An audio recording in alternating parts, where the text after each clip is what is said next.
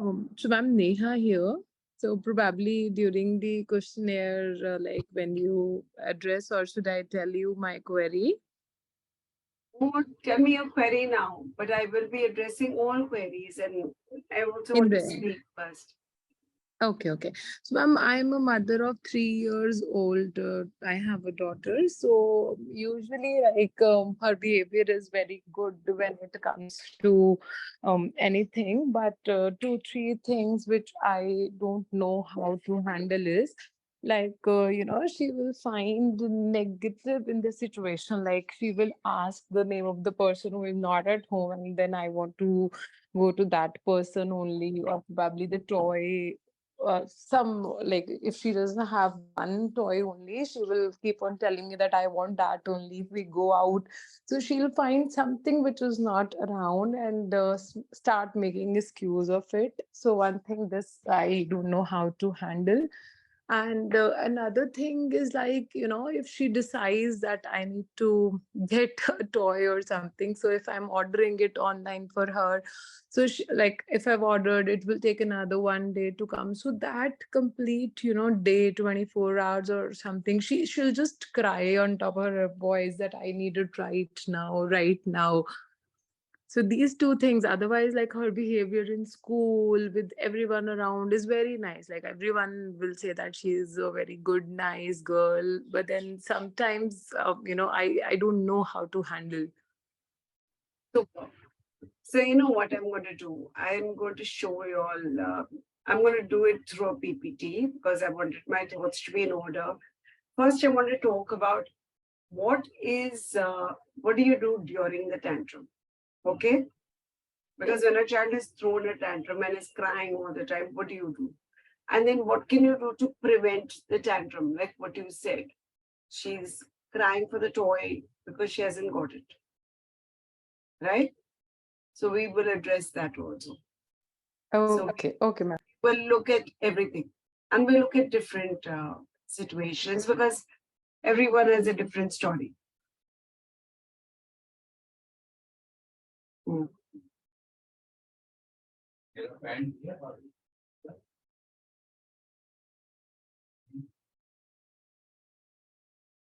Yeah, I think we can start the session. Sure. So, hi everyone. I am Ayushi from Team Taabur, and I welcome you all in today's session with Dr. Amrita Rajpal. Hoping that the session brings you more insights and helps you, deal with the behavioral problems in your children. You are at a better, mental state after this session. So, just to give you a brief introduction of Dr. Amrita Rajpal, she is the founder of EduLearn Grow and co founder of the ABCD Show. She is the territory head Mumbai at Early Childhood Association of India. Her experience includes being a preschool coordinator, franchise head of department operations, head of a large preschool chain, and founder of EduLearn Grow. A large part of her last 25 years has been as an educationist, has gone into researching best practices that focus on the development of the whole child as an inquirer, both in the classroom and the world outside. So over to you, ma'am. You can take over the session. Thank you. Thank you so much, Ayushi. Okay, for everyone who didn't found my introduction too long, let me just tell you, I'm Dr. Amrita Rajpal. I've been teaching for 25 years, but I've been learning my whole life. And this is what I love to do, just be with all of you and answer your questions out of my experience. So great. Today we're going to be talking about temper tantrums. Let me, Ayushi, can you please make me a host so Sure. I can share my screen?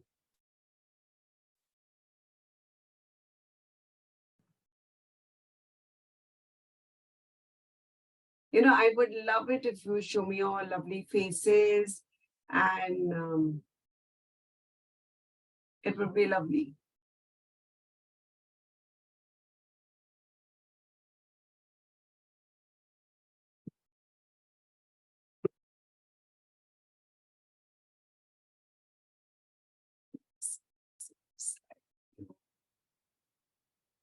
Okay. Can all of you may see my screen?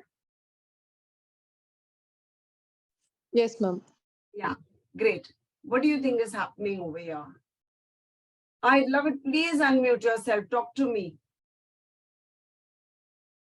Because I'll be the only one talking for so long. Okay. I can see a little girl on the floor and she's obviously not got what she wants and she's throwing a tantrum, right? She's decided that if you don't listen to me, I'm going to rebel. And the way I rebel is not cooperate with what you're doing. And I'm going to cry like this. So this is what she's doing. And all of us have gone through this. We've seen it in our lives with our children or with other people. And we have seen this kind of behavior. You know, I want to tell you some shocking facts. A temper tantrum is normal. All of you just need to accept it. All children have temper tantrums.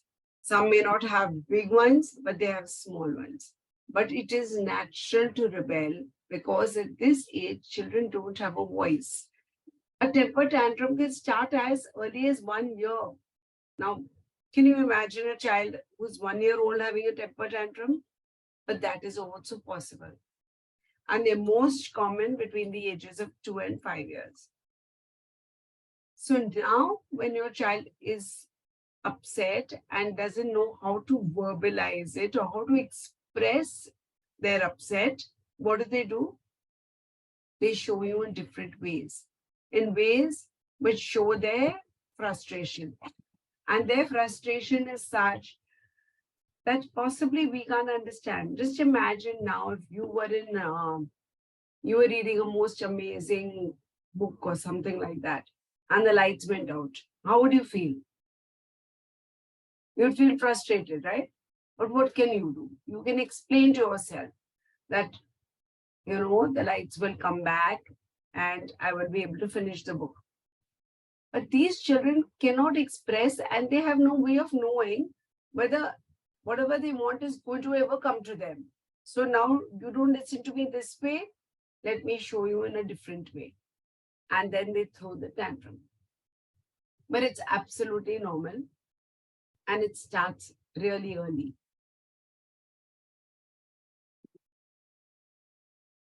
I don't know why I cannot move my screen. Okay. So now we are going to discuss what do we do during a tantrum. Now your child is throwing a tantrum. What does one do? So the thing you can do is stay calm. And you know why you should stay calm? Because we have something called mirrored neurons. So mirror neurons are basically, neuron is a brain cell.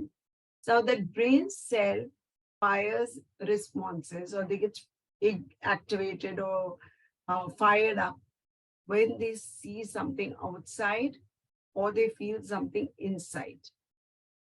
I don't know if you've heard of these research studies. They're fairly common.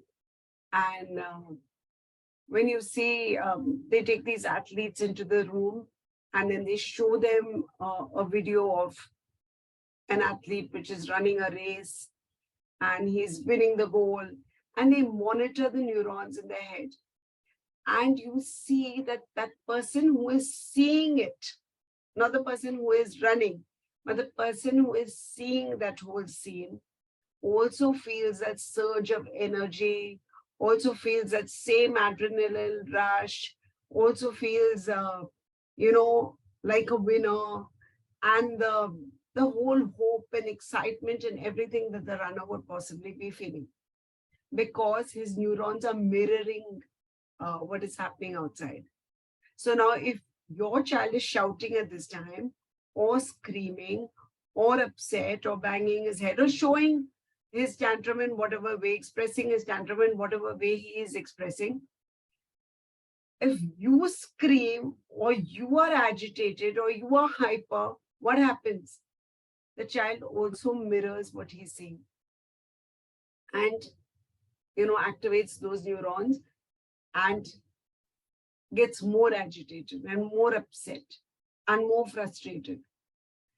And your whole situation can escalate to a different level. So it's very important for you as a parent, you need to keep calm first. Now we're going to look at something else you can do. All of us have heard of timeout. Timeout is basically a foreign concept where they take the child and they isolate the child and put the child in a corner or something like that, and tell the child, now you can come over here, sit over here and wait for a tantrum to die down. But a better way of handling this is to have a time in. It's not a time out. It's not a punishment.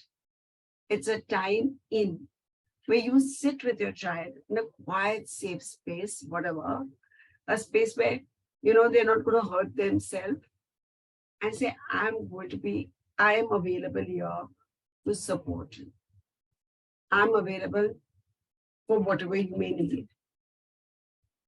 Look the child in the eye, make the child feel secure, make the child feel, somebody is with me, somebody cares. And just sit, wait for that tantrum to die down.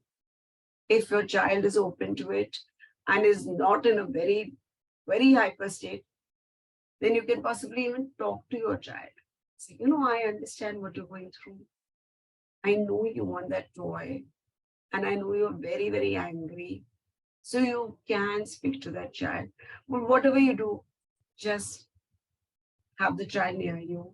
If your child's okay to be hugged, hug the child. If your child is not okay to be hugged, touch the child or just be there with the child.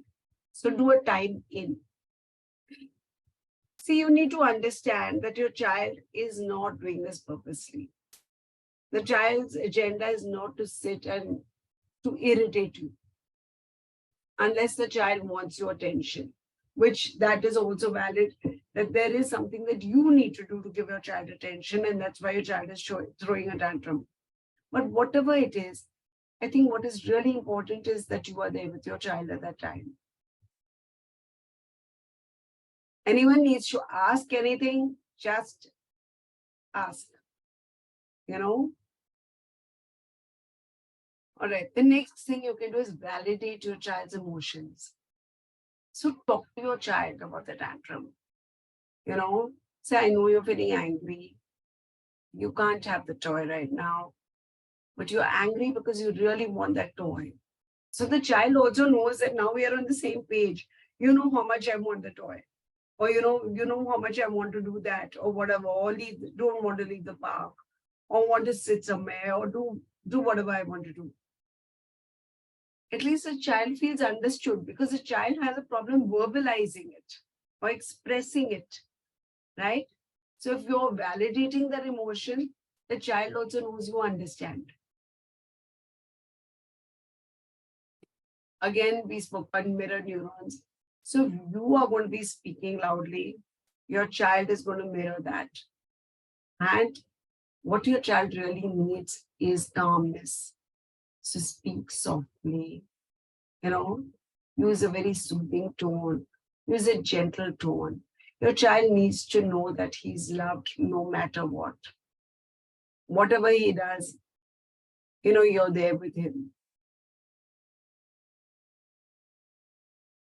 You need to sit after the tantrum and provide problem-solving guidance. For a bigger child, which is 4 years, 5 years, your child is capable of thinking of different choices. So now you have a toothache. You can't eat anything which is sugary. So what do you think we can do? Let's think of something which is an alternative. So possibly have a fruit which is sugary, or which is sweet in taste, or maybe put a little bit of honey on the fruit and have it. So your child can think of all those things, right?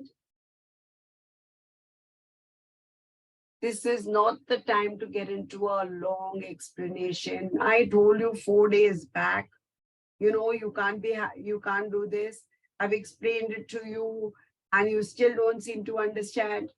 Your child is not going to understand anything. Firstly, children at this age have a short attention span. After that, they cannot relate to different situations at different timings and connect the two very easily. So something you said yesterday is not going to be very easily understood and related to, especially when you're angry and you're frustrated. For you to draw and make connections, your brain needs to be in a very relaxed state. When a child is ready to throw a tantrum, your child is certainly not relaxed. So don't give any lengthy explanation. I really understand what you're feeling right now. And that's it. Another thing is, if you are the boisterous type or you are the type who wants to, put your foot down, your child is going to imitate you. So many times we are very stern, strict, or speak very harshly to our children. Now your child is going to do the same with you because that is what your child is seeing. So manage yourself and your own, all the things that you are dealing with. And all parents deal with things. So it's absolutely human. So once we manage ourselves, we expect our children to manage themselves better. So you model appropriate behavior. You can also say, I'm really upset. Today this happened to me, but I think I'm going to let it go and I'm going to do something I like. Now your child is understanding that when you don't like something on, you're also able to handle it. Any questions as far as that is concerned? Or what you can do during the tantrum? Okay, so we're going to go on. How do we prevent this tantrum? So there are things that we can do before the tantrum, rather than just waiting for it to calm, erupt, and then deal with it. Let's look at what we can do before this whole tantrum happens, so to speak, and before the volcano bursts. You need to understand what the trigger is. All of us have triggers, right? Someone said something and we get upset over here. Someone did something and we get upset over here. The trigger is somewhere else, but something's happening to us here. And we may have different kinds of triggers, and children have different kinds of triggers. So you know that your child loves chocolates, and you're taking your child to the supermarket, and you're going to be passing the chocolate section. Now, do you think that's going to be a trigger for your child? Child will want the chocolate. So either you avoid that section or you sit and explain to your child, I'm going to be allowing you one chocolate. Another thing is, when you take your child to the mall or you take your child to a supermarket or you take your child somewhere, you need to know what is there and what is going to happen over there, right? So are there any of these triggers over there? So if these triggers are over there, you need to be prepared that you're going to be giving your child something from there. If we're going to be passing, you cannot deny a 2-year-old or a 3-year-old. You cannot have that chocolate at all. Maybe you can say, I'm going to be allowing you one of those gems or something. Or don't take your child there. It's like taking you to a restaurant and showing you all this yummy food and then say, you're on a diet, you can't eat it. Can you control yourself? It's very, very difficult, right? Very difficult for the child also. So you need to actually look at what the trigger is. What is upsetting this child? Why does this child get angry? And deal with that first.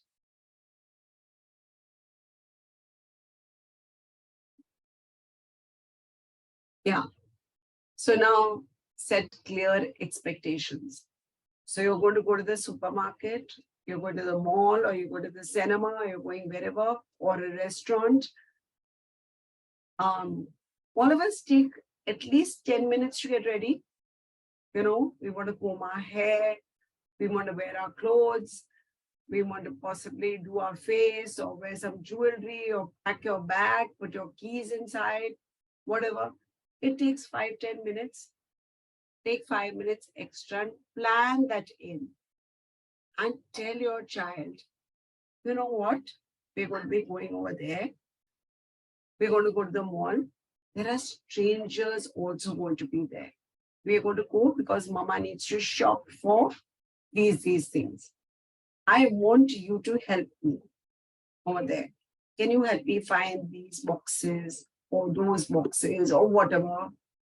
Give that child a little bit of ownership and responsibility while he's over there. So the child also has an agenda. And when we go to that mall, we need to use walking feet. Nobody uses running feet over there. Don't say you can't run. Nobody uses running feet. It's very bad manners to use running feet. We're going to be using our walking feet and we're going to be speaking very softly. So all of us are going to speak softly. We're going to look for everything. And while you're there, I'm going to buy your favorite cereal, or I'm going to buy this for you, or this is going to make you healthy. Explain to your child. I'm sure everyone understands we all have energy fields, right? So when we have an energy field, the child senses your energy. And your child also reciprocates that energy. So it's a nice, positive energy, which is not like, you know what, we're going to go over there. Don't you dare run. Don't you dare pick up anything from here. What kind of energy field is that? I'm not going to have too much fun. I can't even do this. I can't even do that. But the energy field has to be absolutely positive. Your child also needs to know that there is a social norm. There's a way to behave outside. We use our walking feet. We use a softer tone.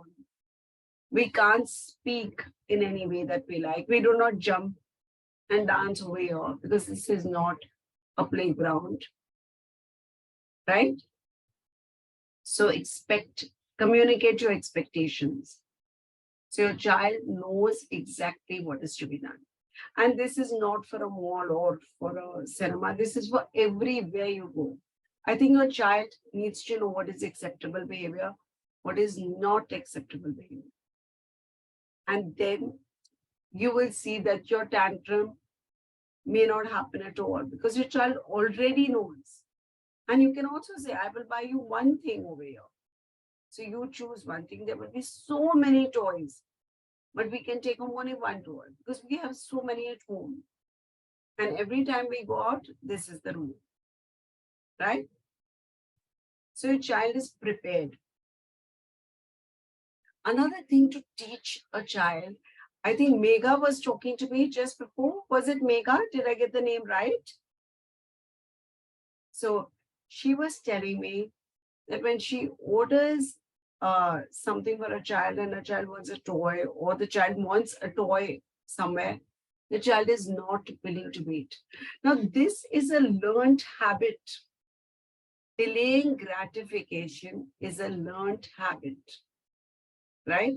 Some of us can't delay gratification at any age. That's because we haven't learned it. So you have to give your child these kind of experiences. Even waiting in the park for your turn in the swing is delaying gratification. I cannot go in right now. I need to wait. I need to wait my turn. I cannot push in. So you show your child a snack which you made, maybe something tasty which your child likes, and says, you know what? We're going to be eating this in the evening after we finish our lunch. Just before going to play, I'm going to be giving you your sandwich or whatever your child likes. So your child is expecting it after some time. Look at doing something where you don't instantly see the result. I remember we used to have these big puzzles when I was a child, and we used to play with those 500 pieces or whatever. Now, only after those 500 pieces were done, could you actually see that whole picture. I'm not saying you take 500 pieces, it's not possible for this age group, but you take something which takes some time to complete. So, either you make a model or you do something and you add on to it the next day and you add on to it. Your child knows everything doesn't have to happen now, not this minute. Correct? You can also give your child maybe a sweet or whatever, a treat. Let me put it that way. You choose your treats. You can give 2 treats and say, you know what? This one is for now, and this one is for after dinner. Or this one is for today, and this one is for tomorrow. And you can't eat them both now. And if you eat them both now, I'm not going to give you one tomorrow. So your child is learning to save it for later. Your child is learning all these things to delay gratification. I don't want it now. And you have to provide it right now. And your child has to learn this patience, has to learn to delay getting everything. Patience. Many of us also don't have patience. You're waiting in the car and it's a long drive and you just can't wait. But your child, suppose your child taking a long drive, teach your child to be entertained over there by himself and entertain himself. So there are many things you can do in a car. You can slap your fingers, you can clap your hands, you can wiggle your toes, you can make your feet, your ankles go round, move your hands. What are the things you can move in sitting? Absolutely. Can you shrug your shoulders? Can you do your neck exercises? Can you roll your eyeballs? So many things that you can do without touching anything, right? And just being in your own self space. So all this teaches your child that he can entertain himself and he can be by himself without wanting whatever the next entertainment instantly. Completing tasks. So, completing tasks is a very important thing for a child. So the child understands that it's not that I do a little bit and it's over. I need to complete everything. And it takes that stipulated time. Let me give you an example of maybe toys. And you tell your child, pick up your toys. So your child doesn't want to pick up 2 toys and now it's over and now mama will pick up the rest. Of course, you cannot have your child pick up 50 toys or whatever. That we have to be reasonable. That may have been 4 or 5 or 6. And your child will pick up all. Maybe you sing a song while your child picks it up.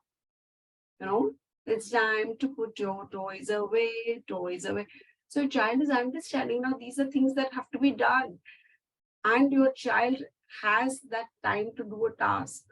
Now, all this thing is because your child is not understanding the concept of time. And obviously, things come out of air. So once the child understands that there is a stipulated period of time, then your child is ready and is better equipped to handle a situation like I want it now. For a bigger child, you can also tell them, now you do your homework and then we can play. Or you can write 2 lines and then we're going to go and play. Whatever.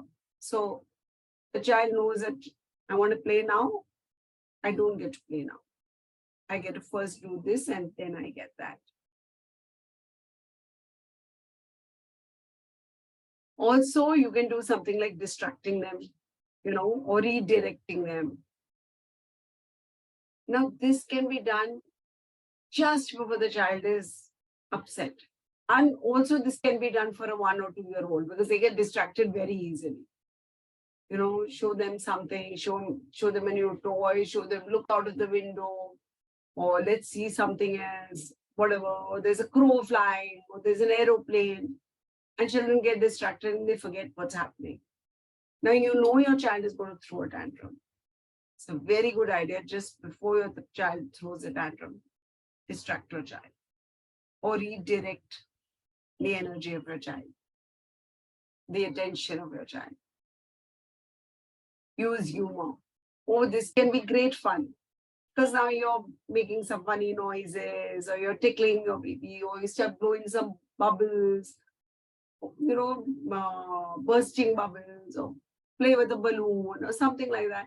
Something which is fun for the child, or do a funny song, or dance to a funny song, or whatever. The child is enjoying that and may just forget, right? So that is also something you can do. Yeah. Another thing is for an elder child, it's very important to teach your child problem-solving skills. Now, you can't get this. So what else can we do? So let your child also understand. Another very big skill which a child has is to make choices. Now, at this age, what is a child doing when he's throwing a tantrum? He's actually showing you that he has power. He has agency. I have the power to get what I want, and maybe I can get it in this manner if I can't get it by me telling you. So give him power in other areas. You could give him power to maybe choose his clothes. That does not mean you open your cupboard and make him choose out of 20 clothes. The child will only get confused. Maybe you give him 2 options and say, now which one do you like? And the child gets an option. Now here, the child is in power because your child gets to choose what he wants to wear. Or show him 2 toys and say, which toy would you like to play with? Do you want to play with your blocks now, or do you want to do a puzzle now? So your child has that choice. Now, when your child already has so many choices and is used to making choices, automatically he doesn't want to assert his power everywhere. Right? He doesn't want to be rebellious. And he doesn't need that agency of showing a one-manship, upmanship. I also have a say.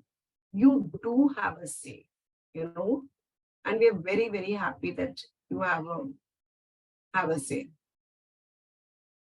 I'm just admitting some people have come in. I think, yeah. All right. So this is what you can do. Yeah, use positive reinforcement.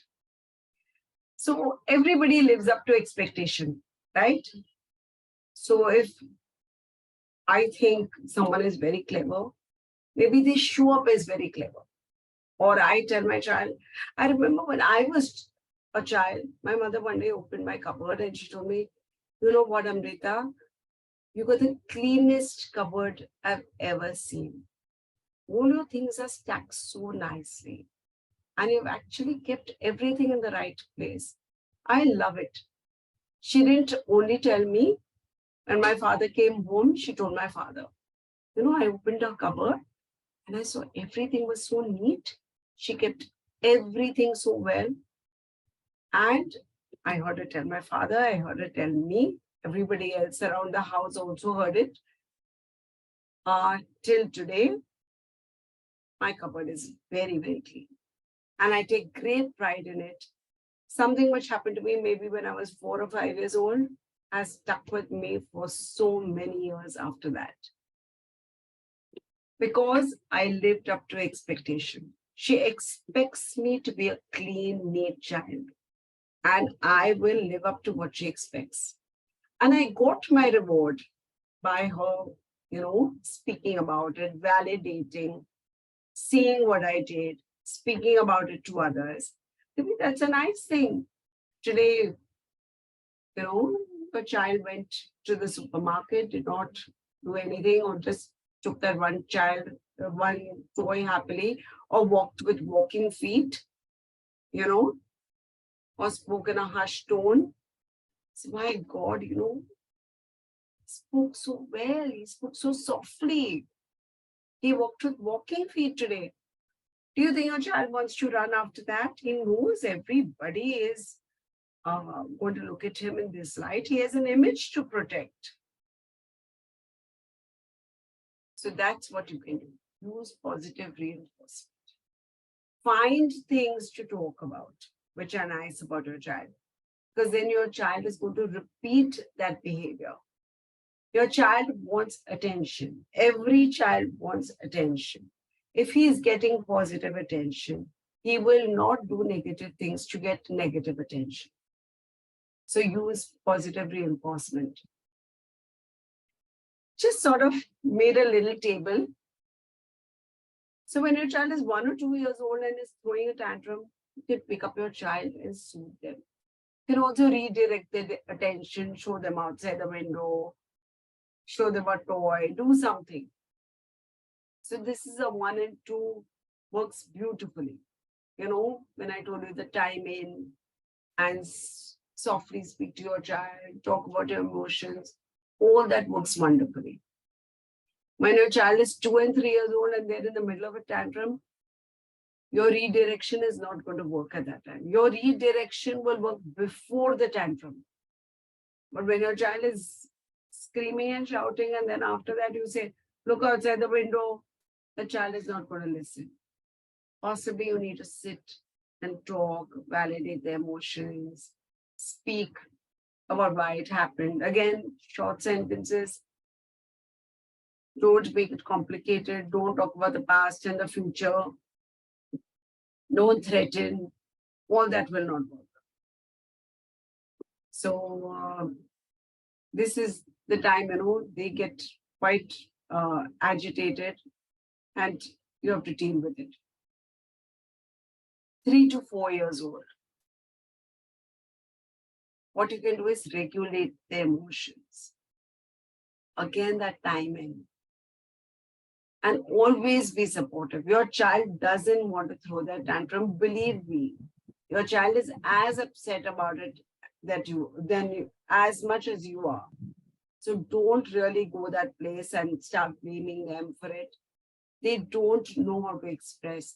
This is the only way they feel they express, and it works. So you're there. 4 to 5 years old, really use techniques where they can problem solve. Give them those choices, you know, vent their energy in different areas. Have them actually channel their energy in different areas. They don't have so much energy for the tantrum. I really want you all to see this.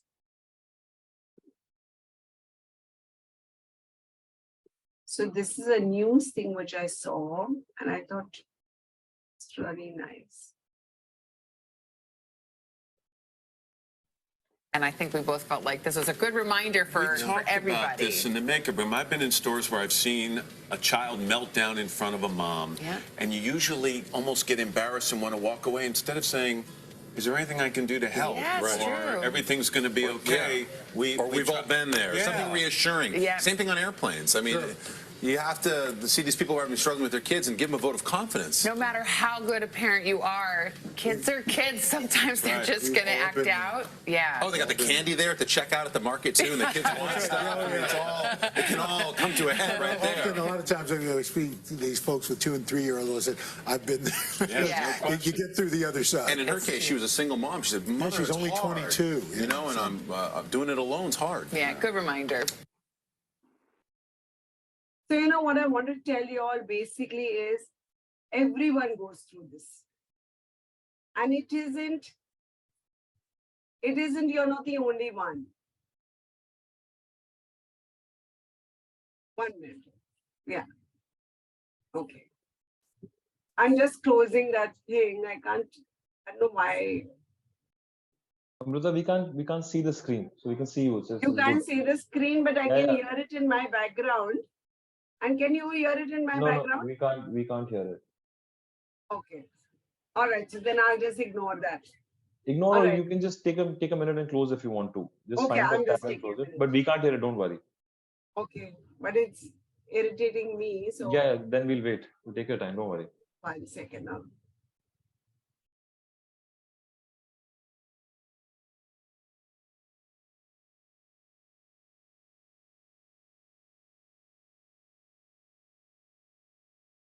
I can't find that. Okay, okay, it's not showing all that. I want to tell you, every parent feels ashamed, feels embarrassed that this is happening to me and maybe I'm not a good parent. But you are a good parent. And every child goes through this at some stage. As I told you earlier, some possibly have it at a small level where, it doesn't create embarrassment for you or anger or guilt. But otherwise, some children do through tantrums because they just don't know how to express themselves. And it's very, very important for you to know you're not doing anything wrong. You are being the best parent that you can be. Right? And if you have any other questions, I'm so happy to answer.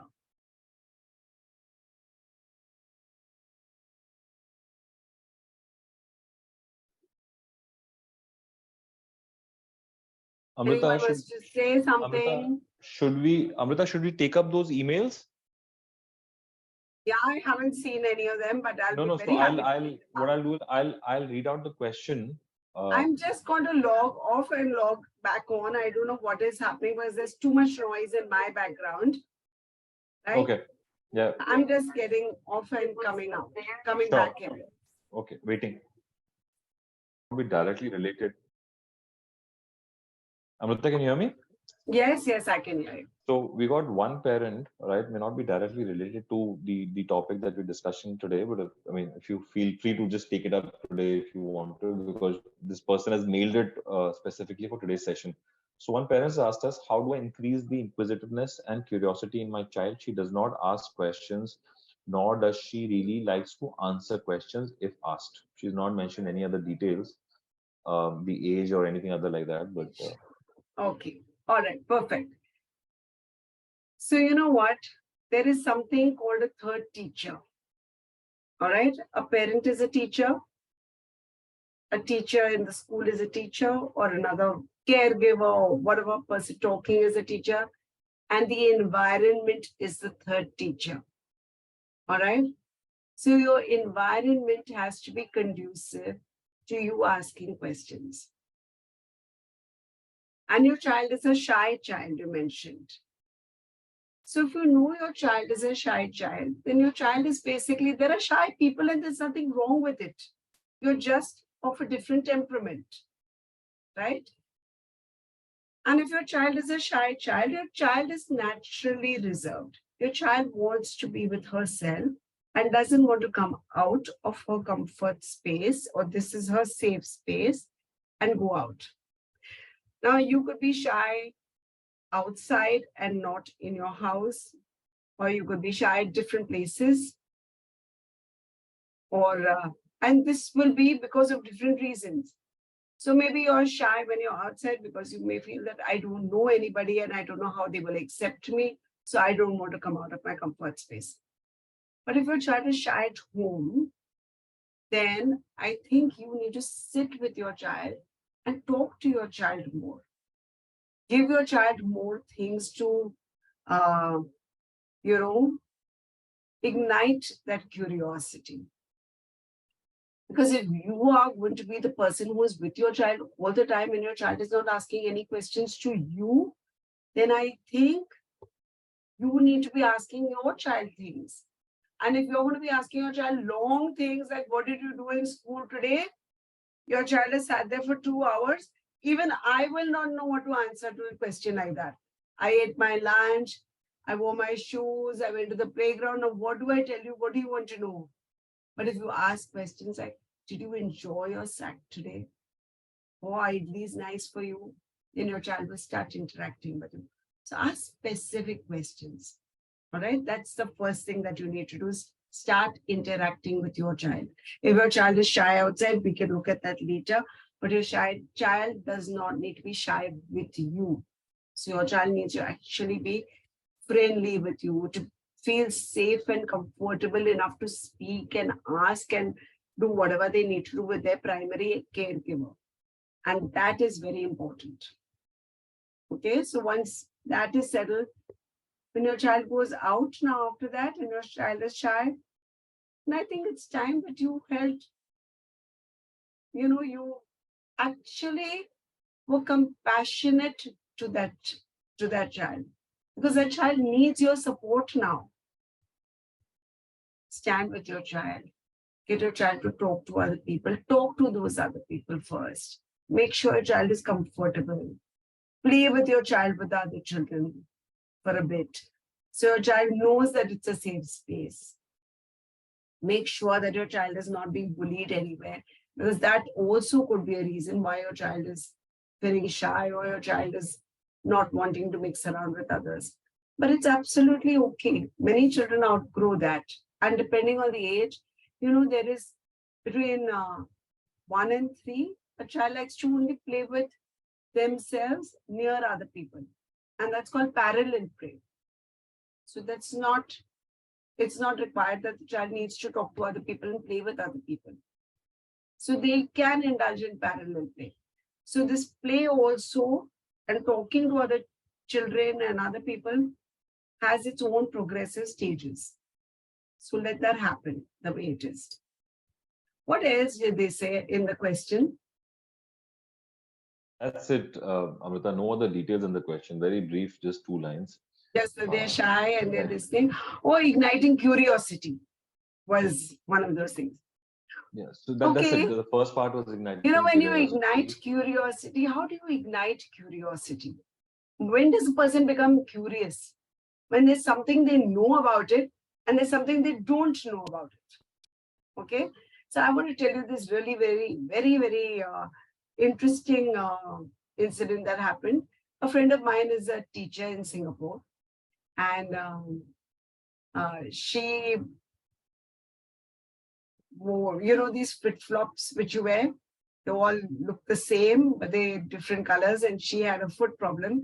So she bought 2 or 3 pairs of these flip-flop shoes. So they're just basic chappals, and they're comfortable, and they just give your feet rest. So she was in a rush, and she picked up a pair of flip-flops, but she picked up one brown and one black. And she didn't realize, and she walked out. Now, when she reached school, she saw that she'd worn one brown and one black. And then she thought, my God, now what will I tell the children? Now, what if someone sees? But she made it into a teachable moment. She sat over there and she said, teacher Anu has worn a brown chappal and a black chappal. Why do you think she's worn this? So everything can create curiosity. If a child is not curious, plant the seed in a child's mind. Why do you think I've done this? And then a child said, maybe she was late.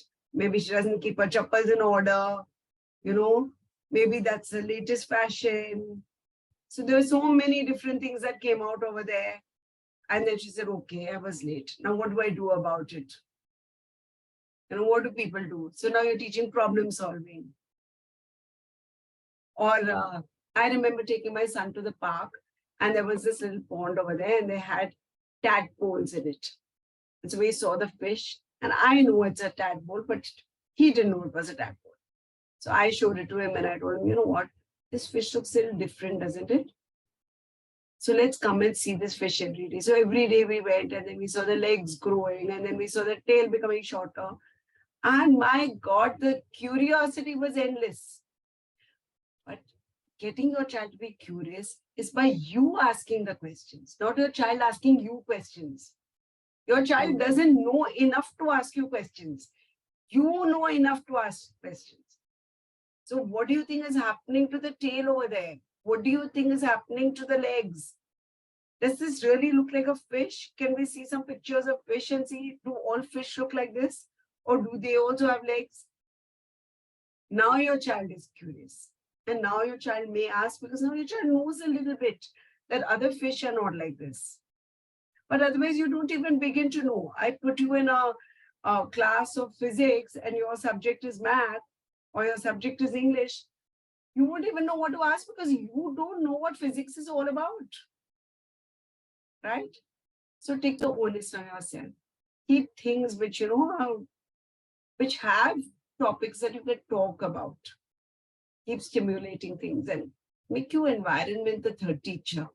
Make your environment such that the child will ask questions.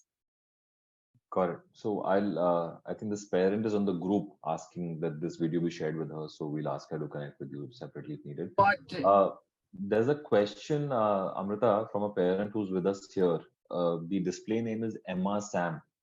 My child only likes to play if I play. Would the parent like to ask the question?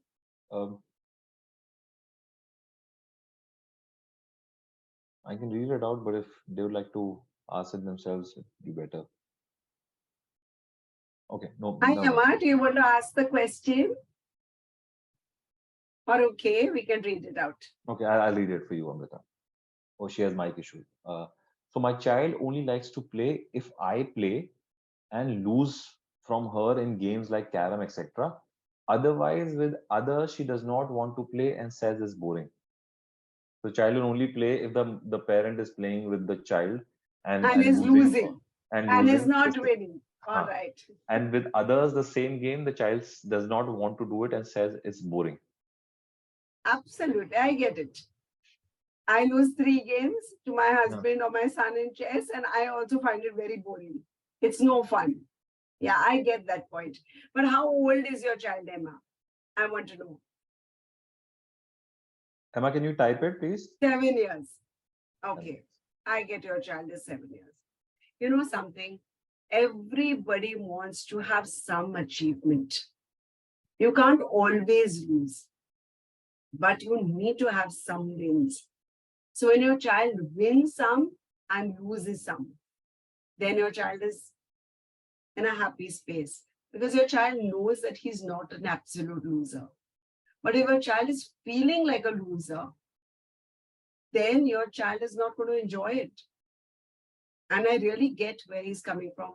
Look at what he's losing and what he's winning. See, is he being validated enough for the other things that he's doing? Is he getting enough attention? Now, I hated math in school. And why do you think I hated math? Because I didn't get good marks in math. If my teacher had given me simpler problems earlier, made sure I understood those simpler problems and then progressed on to more difficult, complex problems, and I was able to do some problems correctly, I may not have hated it so much. But I didn't understand the first step, and then she rushed on to the second step. I was somewhere lost in the class, and I hated the subject. So I guess basically this happens when you don't get enough validation. If I don't get enough validation for the things that I do, then I'm searching validation in everything, right? So I know this one child who wants attention from his father all the time, and his father has no time to give him any attention. So he wants to shine everywhere his father's sitting, right? If he's playing a game, he wants to win. If he wants that attention that someone says, oh my God, you're so good, so his father hears it. So he wants that validation. Now, if your child is getting validated and is secure and confident in himself, he is not going to feel like this. And he also needs certain wins for him to know that this is the thing for him. Otherwise, he's not going to enjoy it. So I guess do that with her. She does not like Hindi at all and she hates it. Yeah, I guess so. She would hate it. I think what you need to do is actually break down that Hindi with her, make it fun with her. Start with little steps and little achievements. You get those small achievements and you get the wow factor. Oh my God, I could do that. At least I could do that. Now I can do a little more. Now I can do a little more. You know, you can do really well if you start with those little steps. You don't have to be like everybody else in the class. Everyone's so unique. I was good at English. I was terrible at math. But someone else was wow at math and great at sports.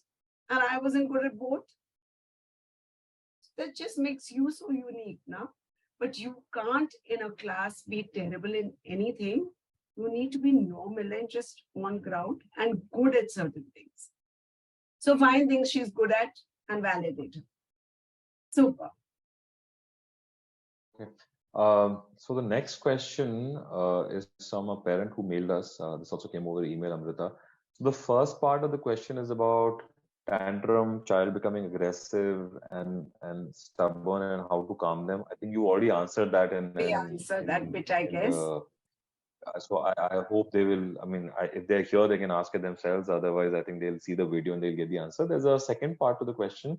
I have twins. They both hit each other. They love each other, but sometimes fight and then hit. So it becomes difficult to handle the situation. Please suggest.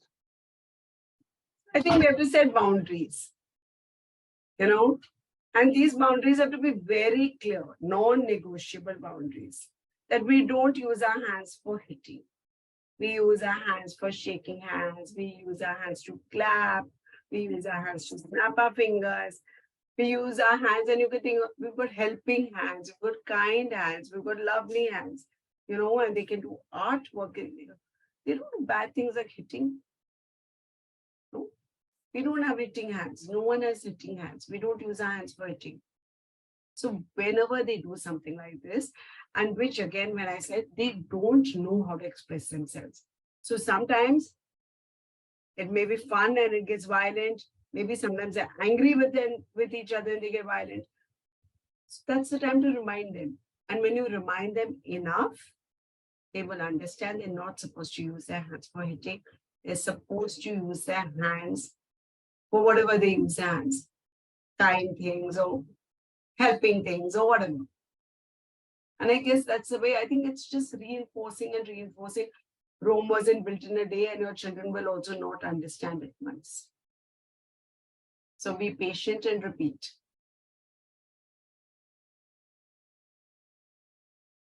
Okay. We have another email, Amrita. So I'll read it out. So my son is 2.9 years old, very stubborn, does not listen, gets aggressive, something like coloring on the wall and all. So like basically does all this stuff. And when he reverts, he hits and uses bad words. I try to be calm with him, but yes, sometimes I lose my patience and hit him. So the child is aggressive and the mother also ends up hitting the child. The child is only 2.9. I feel me and my child are not connected in sense that he does not listen to me. So please help me how to handle the situation. Who is going to draw the connection here? Tell me. Only you can draw your connection. It's your child. It's not the neighbor's child. You have to be connected to your own child. And if you don't feel the connection, your child is not going to feel the connection. But you have to feel the connection first. That is your child. Your child will only imitate. So if your child is hearing someone saying bad words, my son used to say a lot of bad words. And I was wondering where he got that from.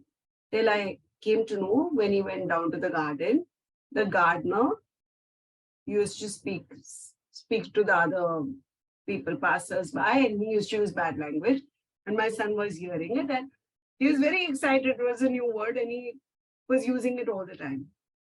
Your child can only say what he is hearing. So first you need to control what he is hearing. Another thing is, you are the parent. You are someone who is older and wiser and has more experience. I'm not making you wrong. You must have been very, very angry, very frustrated to be able to raise your hand on a small child. So I really get where you're coming from. There must have been a great feeling of helplessness and hopelessness for you to do something like this. But I want you to understand that you are the elder person. You are the more experienced person. This is just not done because your child is helpless and they don't know how to keep that aggression within them. Someone's going to hit them. They are going to let it out 5 different places. And they will let it out not on a person who is older because they can't win over there, but possibly in school now your child will go and hit smaller children or in the playground. Also, this is his safe space. His parents and his caregivers are his safe space. If he doesn't feel safe with his parents or caregivers, that child is not going to grow properly. So I really request you, keep that space sacred.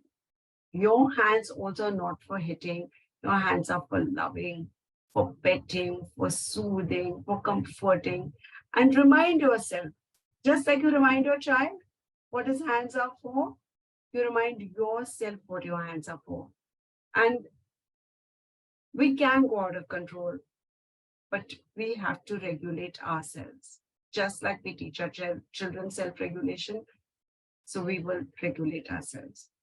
So that was that part about your hitting, and we've covered that bit. The other part is your child is stubborn. Now your child, again, I've spoken about it. Your child doesn't possibly know how to express, and this is the way they're expressing. You know what you're supposed to do, because we've already recorded this, and I think Amrit will share that with you. Anything else, Amrit, that I missed out in the question, because there were 2-3 parts to it? No, we're good. I think you covered everything. So hopefully, if the parent is not here, then they'll watch the video and then they will get the answer that they were looking for. Else we'll ask them to follow up with you. Yeah, so that's it. These are the questions. I think we covered all of them. Any other questions, parents? Anyone like to ask a question?